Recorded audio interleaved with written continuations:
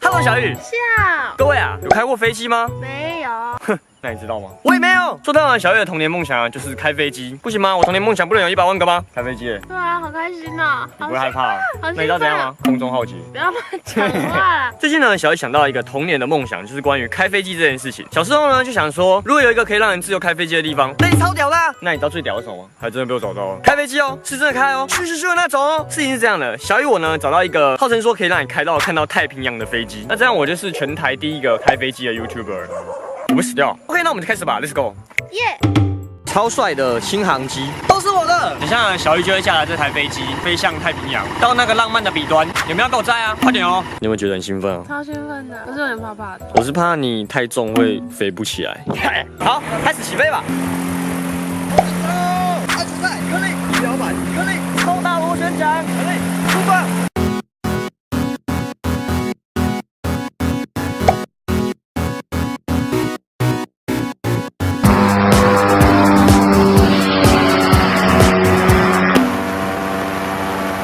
好的，各位，因为上面实在是听不太到，所以我想用录音跟大家说说看我看到了什么。花莲寿丰海拔才400公尺，超低的。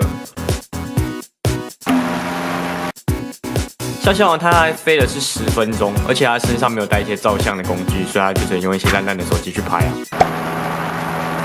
早上6点15，大概气温只有10度左右吧。小玉呢，我本身很怕冷，所以我真的要冻死了。早上6点半的太平洋日出，真的很漂亮。非常的感动哦，我第一次看到这么美的景象，然后我就真的不小心哭了。这时候到了最高飞行高度海拔2100公尺，已经飞越了一个花莲山了。然后再教练就开始指导我怎么飞行啊。我大概撑了3分钟，我真的不行了，因为我再开下去真的要失速了，就是带。有没有帅帅的啊？相机真的飞行有点困难，左右要用脚踩，上下要用手用，一个超帅大转弯，不是我开的。像每次教练他只要一个大转弯的时候，我都会觉得好像有一个空难的感觉，我真的都快吓死了。可是他感觉说不用怕啦那种感觉，可是我怕啊。然后这时候就差不多准备要降落，降落的时候有一点气流，蛮紧张的。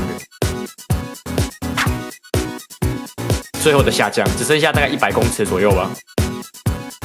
是不是很有速度感的感觉啊？这段我重播快10次，超爽快的。给我滚开！